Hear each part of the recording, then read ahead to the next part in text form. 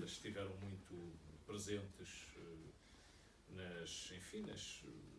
no fluxo e no refluxo das correntes literárias, o Luís Filipe Sarmento, estou a olhar aqui a Maria João também. Enfim, há aqui poetas que, se nós tivéssemos de fazer um esforço de memória, com certeza conseguiriam localizar na obra do Nuno Judice 4, 5, 6 grandes livros, mais do que 6 com certeza, mas aqueles livros que são pontos luminosos na poesia do Nuno Judice.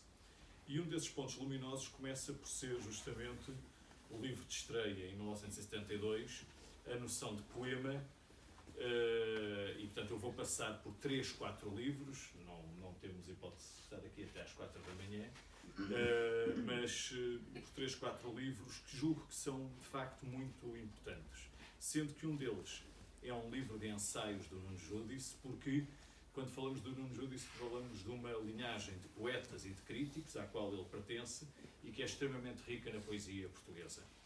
Portanto, falamos do Nuno Judice poeta, não podemos esquecer que ele é de facto na senda dos poetas críticos em Portugal, que começa de facto com o Fernando Pessoa e vem depois com o Nemésio, Sena, e depois nos anos 50 com António Ramos Rosa e David Mourão Ferreira, associados às revistas Tábua Redonda e Árvore, respectivamente, e depois nos anos 60 Gastão Cruz. Nos anos 70 e 80, de facto, Joaquim Manuel Magalhães por um lado e Nuno Judice por outro, são outros dois poetas críticos que nós não podemos esquecer. E esta dimensão da poesia e da crítica é muito importante porque os poemas do Nuno Judice, se nós tivéssemos de fazer uma caracterização geral deles, seriam poemas que são muitas vezes, para além de fábulas, ou para além de histórias, ou para além de poemas narrativos, são muitas vezes poemas ensaio. E eu começo por lembrar justamente o primeiro livro dele, em 1972, A Noção de Poema.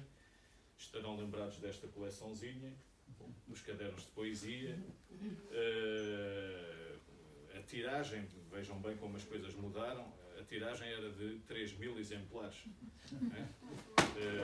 E, por exemplo, o número 1 desta coleção, que é o Carlos de Oliveira, com micropaisagem em 1968, esgotou em muito pouco tempo os 3.000 exemplares assim que chegou. Esgotou 10.000. Incrível. 10.000. 10.000, então fizeram 3.000 e depois, incrível. Reedições e esgotou. Impressionante. Como o Nuno Judice. Alguma coisa de facto mudou, mas Nuno Judice pertence de facto a um tempo poético, a um tempo de poesia, que gozava ainda de uma certa, enfim, vamos dizer assim, de um certo peso simbólico, de um certo poder simbólico, e na verdade esta estreia, a noção de poema, é um livro marcante a vários títulos.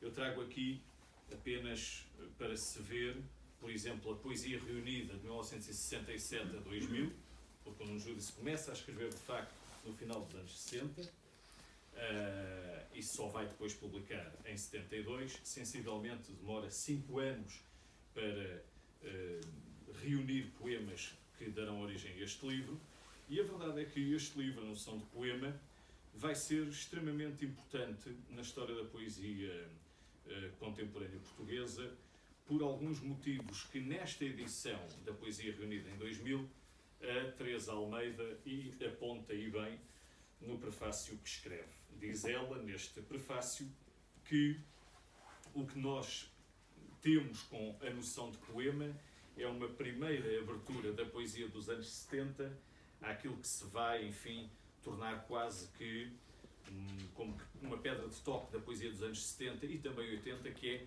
o poema narrativo, o poema fabulatório e, no caso do Nuno Judice, uma poesia que inicialmente está muito ligada a uma certa herança romântica do poema longo, do poema expansivo, sobretudo a dois autores, Lamartine e, de certo modo, um tardo-romântico, já do século XX, mas um tardo-romântico que nós poderíamos considerar também uma das fontes da poesia do Nuno Judice, que é o Rainer Maria Rilke.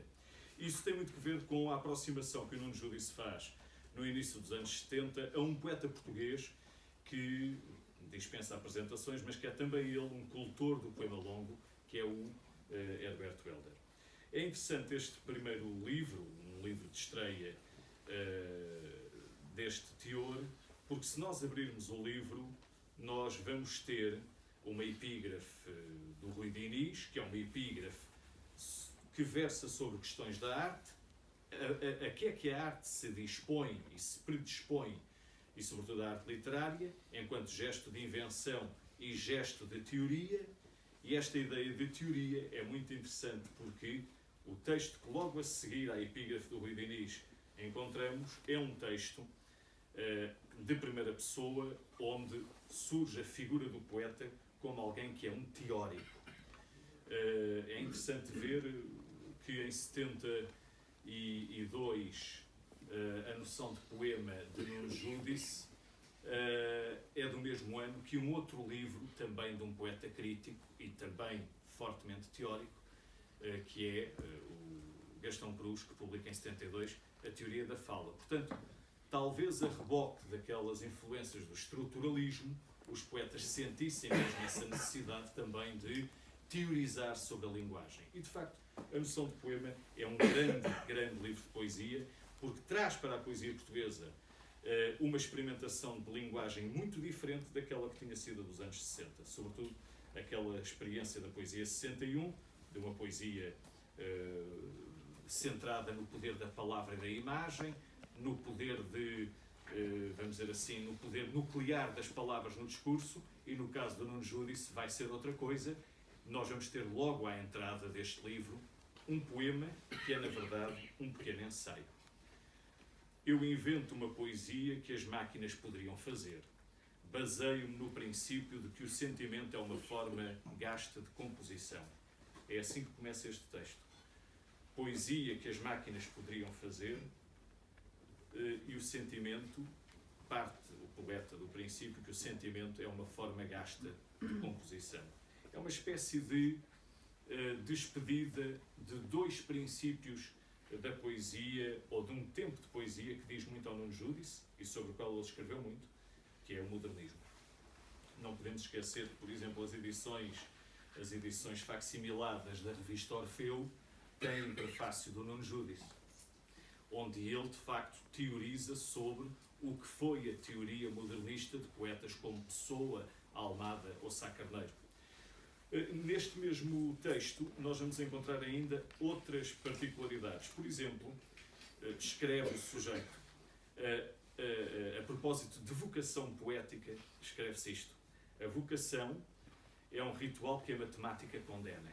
Ou seja, vai-se figurando um poeta, enfim, um sujeito, que é alguém que escreve como as máquinas poderiam escrever, ou seja, que obedece a um mecanismo racional, extremamente, passo o pleonasmo, extremamente cerebral, em que o poema é fruto não de uma inspiração ou não de um sentimento, mas de um pensar permanentemente sobre as condições de possibilidade da poesia. E não por acaso, o primeiro poema propriamente dito, poema longo, tem como título Apogeu da Gramática.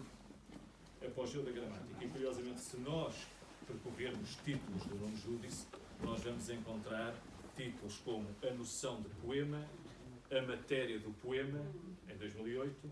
Vamos encontrar O Fruto da Gramática. Vamos encontrar, mesmo em títulos que não remetem imediatamente para as questões da gramática ou da poesia, nós encontramos títulos que remetem para questões de tradição literária. Exemplo, claro, é o cenário campestre, não é? A ideia de que, parece-me a mim, a poesia do Nuno Judice muitas vezes, ao dar-nos cenas de um sujeito que medita sobre tudo o que o rodeia, isto é muito interessante porque o Nuno Judice é daqueles poetas que, para quem, ao contrário, por exemplo, de um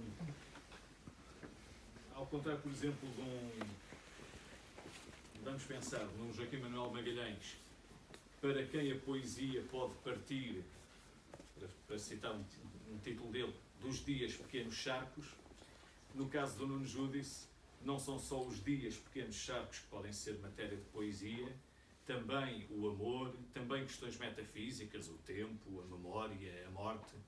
Mas, por exemplo, nós encontramos uma certa dimensão humorística na poesia do Nuno, também são matéria de poesia. Enfim, estou-me a lembrar de um poema que ele leu aqui sobre as galinhas, ou poemas sobre, por exemplo, esse poema que é uma arte poética, Receita para Fazer o Azul. Ou seja, é um poeta omnívoro, onde entram como forma poética tendencialmente sua o poema longo. É um poeta que tem muito que ver no início, como digo, com essa herança romântica, e ao mesmo romântica no sentido do poeta que ao mesmo tempo que faz o poema está, como ele escreve aqui, nos promontórios da imaginação, está aberto à deflagração das imagens, recebe-as, medita sobre elas e trabalha-as depois na cena da página. Mas essa herança romântica, tardo-romântica, se tem, por exemplo, no poema longo uma óbvia realização, também vai encontrar, curiosamente, num livro como O Breve Sentimento do Eterno, uma forma que não é muito comum em Nuno Judice, que é uma forma clássica, como o soneto. Esse livro, O Breve Sentimento do Eterno, é todo ele um livro de sonetos, com a particularidade de ter a reprodução da grafia, da caligrafia do Nuno Judice, e ao lado, em folha par ou ímpar, o respectivo soneto e as emendas que o Nuno Judice faz aos poemas. Eu gostaria ainda de chamar a atenção, se não for pedir muito, neste livro, para outro dado interessante. Muitas vezes tem-se a ideia de que as obras se vão organizando de forma, quem tiver uma ideia ingênua da poesia, de forma um pouco avulsa, como se não houvesse uma organização pensada, matemática, lá está. No caso do Nuno Judice, assim como nos outros casos dos grandes poetas e simultaneamente poetas críticos do século XXIII, a obra parece-me que obedece a uma espécie de plano longamente pensado. A noção de poema, em 1972, e ao longo destes últimos 50 anos, títulos como O Pavão Sonoro, que pode ser lido como uma diatribe sobre o bibelô abolido ou o poema como exercício sonoro, segundo uma herança que nós reconhecemos, que vem de Mallarmé. Outro título curioso, A Crítica Doméstica dos Paralelepípedos, que por detrás dessa aparente ironia ou ilegibilidade pode outra vez convocar a ideia da teoria, porque se trata de fazer a crítica, e a crítica de figuras geométricas.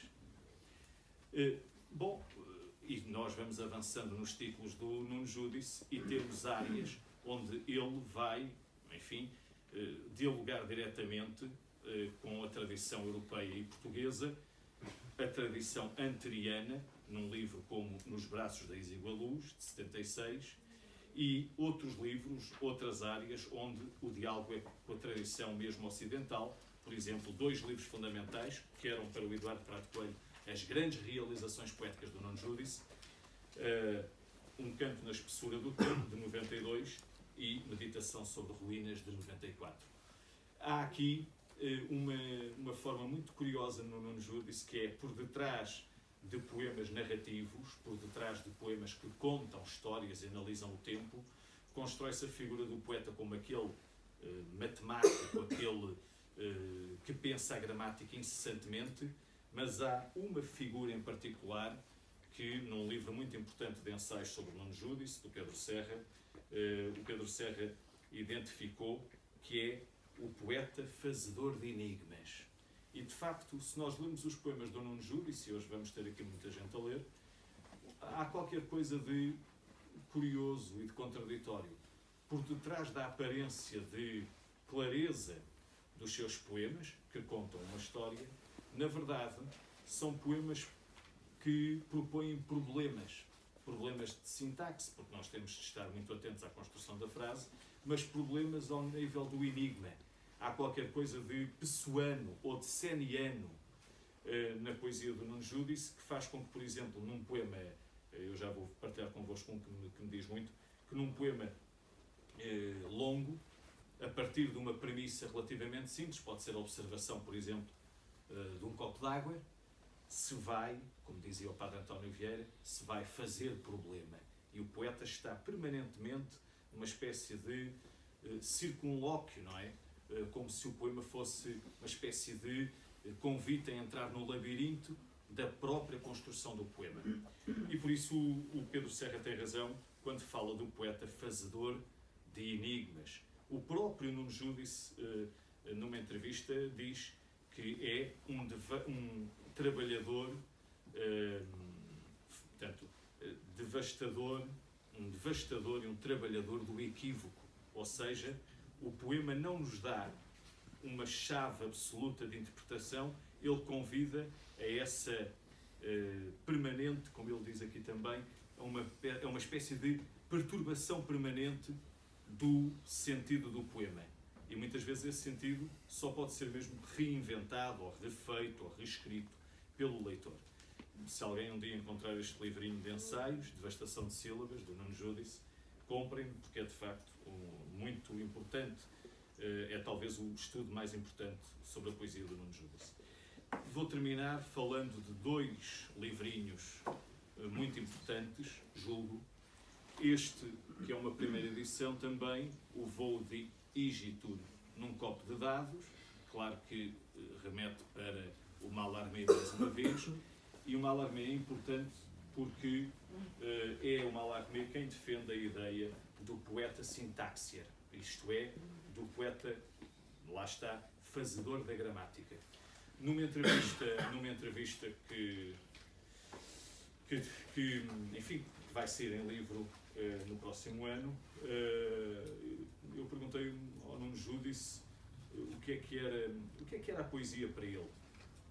E entre várias hipóteses que ele foi colocando, ele disse que a poesia era uma forma de resistência contra a banalização da linguagem, mas essa resistência só podia ser uma resistência poética, porque é a poesia o lugar da imaginação permanente. Esta ideia do poeta sintaxier, do poeta que imagina permanentemente, nós encontramos, por exemplo, defendida num ensaio deste livro, As Máscaras do Poema, livro de ensaios do Nuno Judice, e logo ao abrir, num texto intitulado As Regras da Poesia, onde ele percorre a tradição ocidental, enfim, os medievais, os clássicos, ou os quinhentistas, os barrocos, fala da importância do domínio retórico, de saber dominar a retórica, fala da poesia como nostalgia de uma língua, enfim, que teria vindo dos anjos, é a tal filiação com o romantismo, ou um certo romantismo, cita Benedetto Croce, cita o Paul Zumter, mas depois diz algo que é muito importante. A poesia, escreve Nuno Judice, vai criar o funcionamento de afastamento ou de segmentação do público literário. Não se lê muita poesia, não tem que se ler muita poesia. Na verdade, a poesia é um complexo permanente de processos criativos. Será aqui que reside o primeiro momento doloroso de consciência do facto poético como um drama, traduzindo o corte do criador e do público. E depois diz, é que não se pode já acreditar que quem escreve poesia, como se acreditava até meados do século XX, porventura, seja possuidor de um gênio. Todo o poeta, na verdade, podendo ter um gênio, obedece a regras da tradição, que vai manipular e transformar e fazer regras suas. Ou seja, manipular a tradição, manipular a gramática, inventar uma linguagem sua. Nesse particular, o Nuno Judice, e termino dizendo isso, o Nuno Judice ocupa um lugar muito relevante na poesia portuguesa dos últimos 50 anos, porque, ao contrário daquele desiderato do Ezra Pound e do Edgar Allan Poe, a ideia de que o poema longo já não tinha espaço no nosso tempo, o leitor não está preparado para ler poemas longos. A verdade é que o Nuno Judice, com poucos poetas, mais,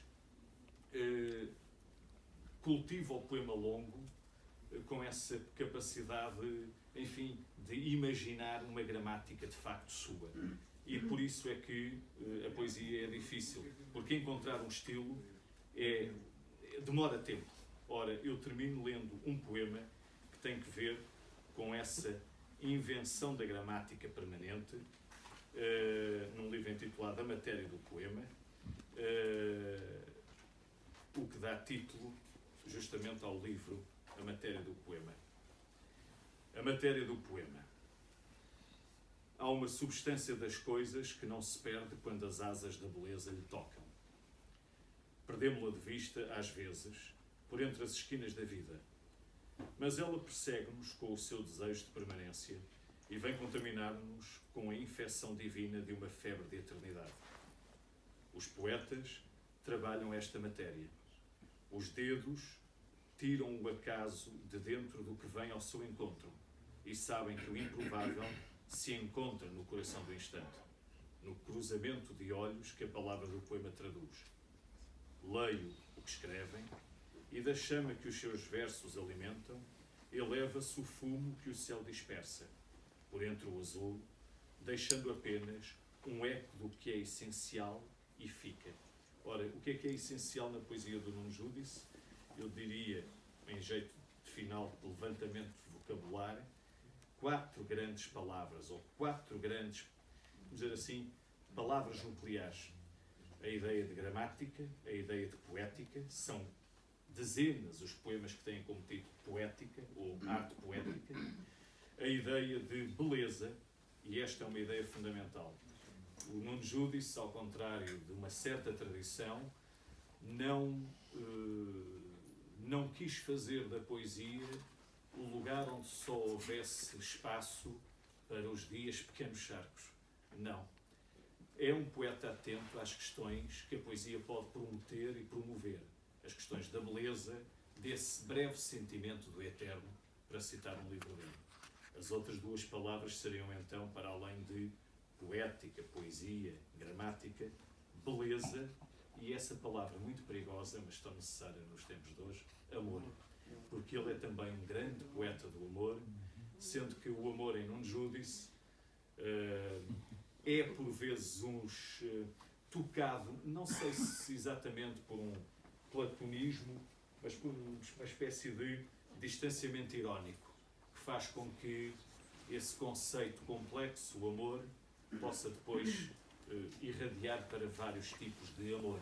E desde logo, e desde sempre, esse amor de que fala neste livro, a noção de poema, o amor, como diz ele, o amor como procura da evidência.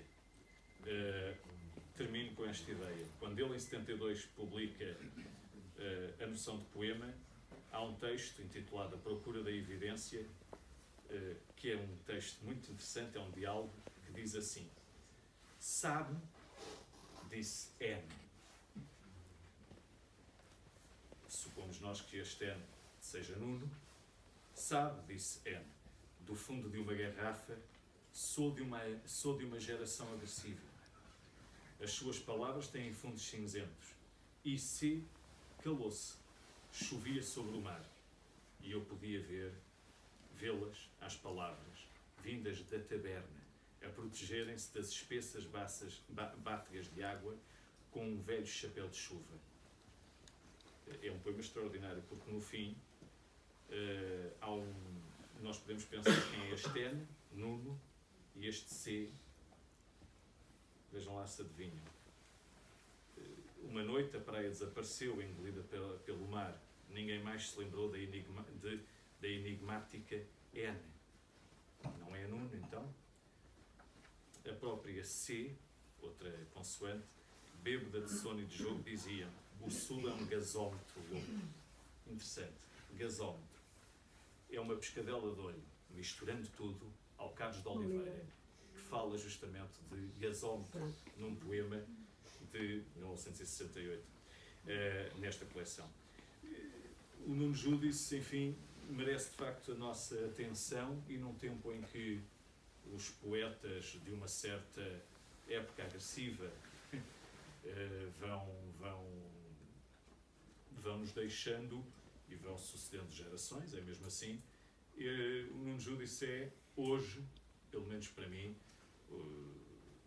depois do desaparecimento do Gastão Cruz e de nomes que nós identificamos bem, que morrem nestes primeiros 20 anos do século XXI, Sofia, Eugênio de Andrade, Fiamma, Cesarini, Vasco Graça Moura. O Nuno Júdice acompanhou todos esses poetas de gerações um pouco mais velhas e permaneceu fiel a essa tradição muito forte da poesia como invenção da gramática, originalidade, imaginação retumbante, e é, com o António Franco Alexandre, são, julgo, os poetas que fecham, em definitivo, uma época de ouro da poesia portuguesa. Foram 22 minutos.